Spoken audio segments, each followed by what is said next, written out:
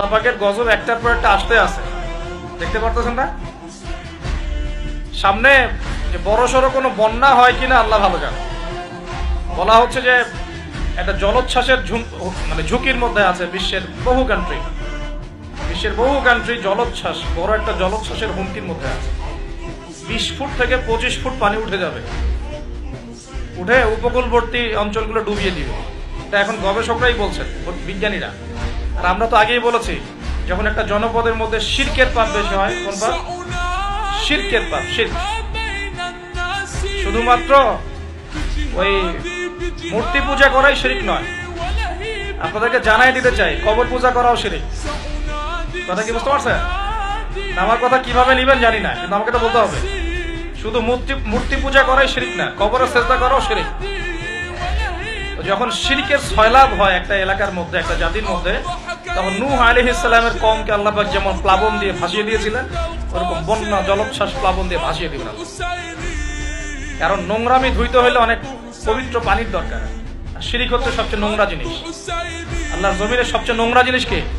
শিরক। এগুলো তো গেল ধর্মতাত্ত্বিক শিরক। এখন তো শিক্ষার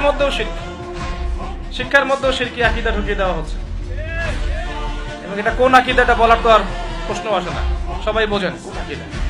যখন মানুষ কোরআনের সৃষ্টিতত্ত্ব বাদ দিয়ে মানব রচিত সৃষ্টিতত্ত্ব বইয়ের মধ্যে ঢুকায়, এগুলো শিরক না? অর্থনীতির মধ্যে এখন শিরক আছে। কিরকম? আল্লাহ পাক হালাল যে অর্থনীতি দিয়েছেন, ওটাকে বুড়া আঙ্গুল দেখিয়ে এখন সুদ ভিত্তিক অর্থনীতি চলছে সব জায়গায়। তো আল্লাহ পাকের হালালকে যে হারাম করে, এটা শিরক না? এটা সূরা তওবা পড়বেন, সূরা তওবার 31 নম্বর আয়াত। আমি রেফারেন্সের কথা বলছি। সূরা তওবার 31 নম্বর আয়াত পড়ে দেখবেন, আল্লাহ পাক বলছেন যে আল্লাহর হালালকে যদি কেউ হারাম করে নেয় আর হারামকে হালাল করে নেয়, এই যে পরিবর্তন, এই কাজটা, এটা কিন্তু শিরক, কুফর, শিরক। আপনি আল্লাহর হালালকে হারাম করতে পারবেন না। আল্লাহ পাক একটা হারাম করেছেন, আপনি হালাল করতে পারবেন না। হ্যাঁ, মানেন না ব্যক্তিগতভাবে, সেটা আলাদা বিষয়, কিন্তু অন্যের উপর ইম্পোজ করতে পারবেন না।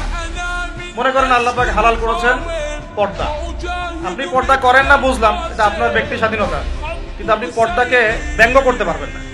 ব্যঙ্গ করলে কুফরি হয়ে যাবে। কথা বোঝাতে পারছি ভাই? নিজে পালন করে না, সেটা আলাদা বিষয়। আমি পালন করি না, তার কাছে মনে হয় যে বেপর্দায় চললেই মানে ভালো, নাউজুবিল্লাহ। ওর কাছে এটাই মনে হয়, ওর কাছে এটাকে মনে হয় প্রগতি, অগ্রগতি, উন্নয়ন। তো সে তার থট নিয়ে থাক।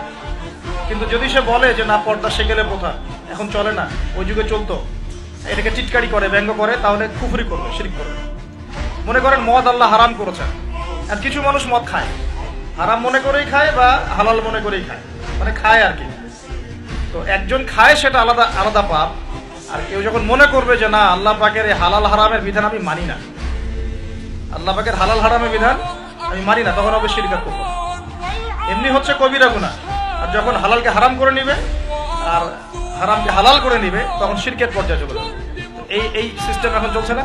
আল্লাহ পাকের সুদ ভিত্তিক, আল্লাহ পাকের হালাল অর্থনীতি বাদ দিয়ে সারা বিশ্বে এখন সুদ ভিত্তিক অর্থনীতি চলছে না?